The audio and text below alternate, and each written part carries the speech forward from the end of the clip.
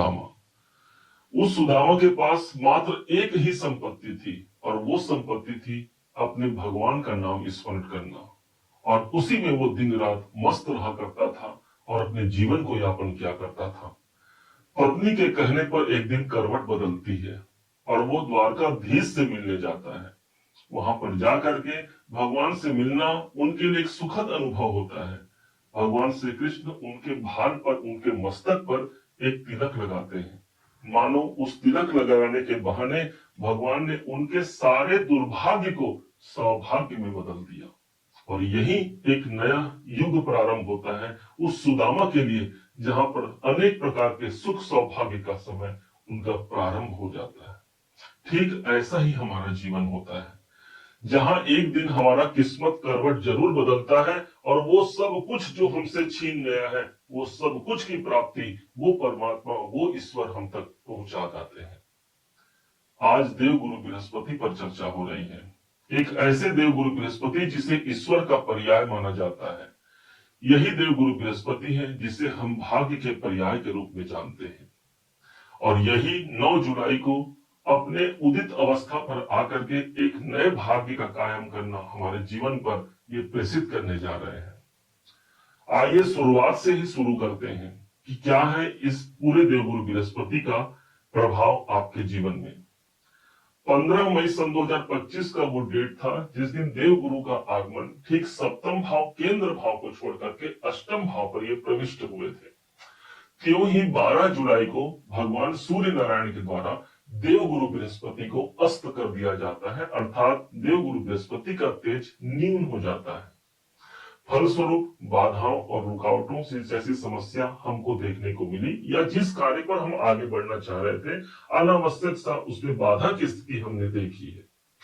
अब एक समय आता है 6 जुलाई को यही देवगुरु बृहस्पति उदित हो जाते हैं, लेकिन 3 दिन तक इनको बालक अवस्था का दोष भी रहता है, जिसके प्रभाव से अंततः वो समय आ गया जहां पर 9 जुलाई को यही देवगुरु बृहस्पति पूर्ण रूप से उदित हो रहे हैं। अब इनका प्रभाव पूरे 18 अक्टूबर सन 2025 तक प्रभावी होने जा रहा है।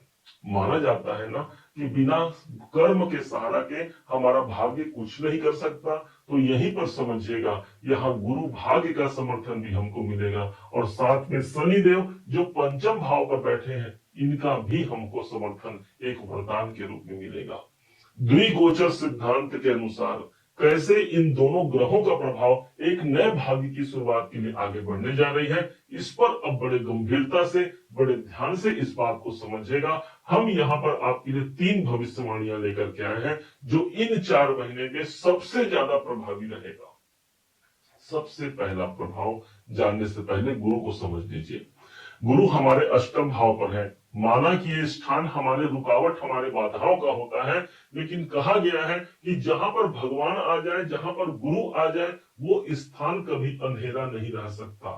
और इसलिए हम इस समय पर बाधाओं और रुकावटों से मुक्ति ही नहीं पाते, बल्कि अपने जीवन की शुरुआत के लिए यही वो स्थान है जो हमको बदलाव से जोड़ता है। और वो बदलाव भी कैसा, एक शुभ बदलाव। और यही शुभ बदलाव लेकर के आए हैं देवगुरु बृहस्पति, जो अतिचारी अवस्था पर है, अगले 4 महीने तक कायम रहेंगे अष्टम भाव पर। अब उन 3 बातों को समझिएगा जो इस समय पर ज्यादा मजबूती से हमको प्राप्त होने जा रहे हैं।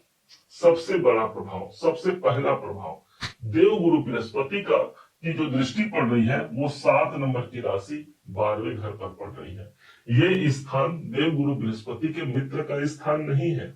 अब यहाँ पर एक एग्रीमेंट होता है शनि और गुरु के माध्यम से। वो एग्रीमेंट क्या है, एक तरफ तो शनिदेव स्वयं देवगुरु बृहस्पति की राशि मीन राशि पर बैठे हैं, तो वहीं पर गुरु की दृष्टि आ रही है, पंचम दृष्टि 7 नंबर की राशि पर। तो गुरुदेव का कहना ये होगा कि भाई मैं आपके तुला राशि को नहीं बिगाड़ूंगा, अर्थात वृश्चिक राशि के 12वें घर को नहीं बिगाड़ूंगा, जो कि अनावश्यक खर्च है उस खर्च पर मैं लगाम लगाऊंगा। कोई ऐसा योजना बना सकता हूं जहां पर इनको बड़े लाभ के अवसर मिल जाए, लेकिन आपसे एक शर्त है, आप पंचम भाव को मत बिगाड़ना, क्योंकि पंचम भाव प्रारब्धों का प्रतिफल है। आज वृश्चिक राशि के लिए प्रारब्ध के प्रतिफल को प्राप्त करने का अवसर है, अर्थात जो हमने कर्म किया है उसकी पुनरावृत्ति और साथ में उसका शुभ परिणाम देने के लिए ऐसी बाध्यता आई। अब प्रभाव क्या होगा, बार बार घर जागृत होना अर्थात आप विदेशों में रहते हैं, विदेश संबंधी कोई काम करते हैं, इंपोर्ट एक्सपोर्ट संबंधी कार्य में जुड़े हैं, तो निश्चय जानिए यहाँ पर 18 अक्टूबर तक देवगुरु बृहस्पति की मुहर लग गई। साथ में शनिदेव जिस राशि पर उच्च के होते हैं उस राशि पर शनिदेव का भी मुहर यहाँ पर कायम हो गया। खर्चों से हम परेशान हैं, उन खर्चों से हमको मुक्ति मिलती है। यदि हम मेडिटेशन, ध्यान इत्यादि में लगे हुए हैं, ईश्वर को प्राप्त करना चाहते हैं, तो ध्यान दीजिएगा ये चौथा, आठवां और जो 12वां घर है, यही वो घर है जो हमको मोक्ष त्रिकोण से जोड़ता है। और मोक्ष त्रिकोण के स्थान पर गुरु का बैठना कहीं से भी आपको ईश्वर से दूर नहीं करेगा। और इसी कारण देखेंगे आप अधिक इस समय पर आध्यात्मिक हो रहे हैं, पूजा पाठ में आपका मन जा रहा है, अष्टम भाव गुप्त साधनाओं का होता है। कई वृश्चिक राशि के ऐसे भी होंगे जो साधनाओं पर लगे होंगे और अपने जीवन को सफल बनाने के लिए भगवान से वरदान प्राप्त करेंगे। अब दूसरे वरदान की बारी है, और वो वरदान न सिर्फ गुरु बल्कि शनि के द्वारा भी मुहर लगता है, और वो स्थान है सीधा आपके लिए द्वितीय भाव, और ये स्थान है आपके धन का भाव। शनिदेव पंचम पर बैठे हैं और इनकी 10वीं दृष्टि पड़ रही है द्वितीय भाव पर। तो वहीं पर देवगुरु बृहस्पति की 7वीं दृष्टि पड़ती है द्वितीय भाव पर, और ये स्थान आपके धन का है, आपके परिवार का है, आपके कुटुंब का है, आपकी वाणी का है। अब ये स्थान जब जागृत होना अर्थात धन के मार्ग हमारे प्रशस्त होते हैं, धन के मार्गों में अब जो अवरोध हमने देखा है उस अवरोध से हमको बाहर निकलने की एक युक्ति प्रदान कर रहे हैं, वो देवगुरु बृहस्पति और शनि का प्रभाव होगा। द्वितीय भाव आपके कुटुंब का है। गुरु को हम मांगलिक कार्यों से जोड़ते हैं, तो घर कुटुंब में कोई मांगलिक कार्य का अवसर इस समय पर बन सकता है। संतान नहीं हो रहे हैं, विवाह नहीं हो रहा है, इनके अवसर निकल के आ सकते हैं। द्वितीय भाव सबसे बड़ी बात है आपकी स्पीच का है, आपकी वाणी का है। अब गुरु जैसे ग्रह ओज पैदा करेंगे और शनि जैसे ग्रह हमको कर्म पैदा करेंगे, अर्थात हमारे मुख में ही वो भावना आ गई कि गुरु और शनि का सपोर्ट मिल गया। अब आपकी वाणी एक महत्वपूर्ण वाणी रहेगी, आपका बात कटेगा नहीं, जिससे आप बात करेंगे वो आपके बात को बांध करके या एक नए डील की शुरुआत करने के लिए या एक नए कम्युनिकेशन की स्टाइल यदि संबंधित आप काम कर रहे हैं, कोई कंसल्टेंसी का काम कर रहे हैं, कोई गायन वादन से जुड़े हुए हैं, इन सब लोगों के लिए वरदान कायम हो गया। वास्तव में द्वितीय भाव हमारे बैंक का होता है, संचित जमा पूंजी कहा गया है। इस समय पर हम कुछ धन बचा पाते हैं, संचित कर पाते हैं, और संचित होना ही समझिए कि आपके आने वाले कल को यही हमारा जो धन हमने जमा किया है वो बेहतर बनाता है, और वो इस समय पर हमको प्राप्त होने जा रहा है। बैंकों में आना जाना इस समय पर आपका बढ़ सकता है। अब तीसरे भविष्यवाणी की बारी है, और वो स्थान कोई और नहीं, सबसे महत्वपूर्ण स्थान इस केंद्र स्थान पर जहां पर 11 नंबर की राशि लिखी हुई है, ये स्थान। अब यहां देखिएगा कैसे शनि और गुरु का सपोर्ट मिलता है। द्विगोचर का सिद्धांत यहां हम लागू कर रहे हैं। देवगुरु बृहस्पति की नवम दृष्टि को हम भाग्यवर्धक दृष्टि मानते हैं। अब वही भाग्य का साथ चतुर्थ भाव पर मिला, ऊपर से शनि इस समय पर ठीक 13 जुलाई को वक्री हो रहे हैं, तो इनका प्रभाव भी ठीक चतुर्थ भाव पर मिल गया। अर्थात जागृत कौन सा स्थान हुआ? हमारा स्वयं का सुख शांति। किसी कारण से मन अशांत है, सब कुछ ठीक चल रहा है, फिर भी पता नहीं क्यों एक अनजाना सा भय व्याप्त है कि पता नहीं क्या होगा, तो उसमें हमको एक लगाम लगते हुए मिलेगी, एक मानसिक शांति को हम प्राप्त कर पाते हैं। कोई प्रॉपर्टी बनाना चाहते हैं, कोई संपत्ति खरीदना चाहते हैं, या फिर कोई कंस्ट्रक्शन से युक्त काम करना चाहते हैं, तो शनि कंस्ट्रक्शन के कारक है, चतुर्थ भाव पर उनका प्रभाव आ गया। उस बात की पुष्टि देवगुरु बृहस्पति ने कर दी अपनी नवम दृष्टि दे करके, अर्थात ईश्वर की कृपा भी हमको चतुर्थ भाव पर प्राप्त हो गई।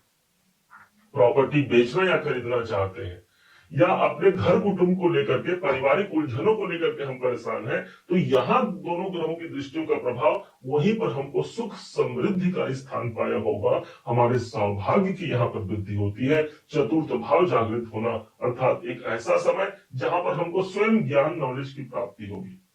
चतुर्थ भाव हमारा ज्ञान भी होता है, और यही स्थान है जो विद्यार्थी है उनके लिए भी अच्छा हो गया। यदि आप कार्मिक फील्ड में जुड़े हुए हैं, कर्म कर रहे हैं, अपने कैरियर में लगे हुए हैं, अपने जॉब में लगे हुए हैं, तो वहां पर भी एक पॉजिटिविटी देखने को मिलेगी, क्योंकि एक साथ शनि हमारा कर्म और गुरु हमारा भाग्य, अर्थात कैरियर में कहीं से भी कोई अवनति का समय नहीं है, बल्कि एक बेहतर उन्नति का समय है। इस बात को आप जानिएगा।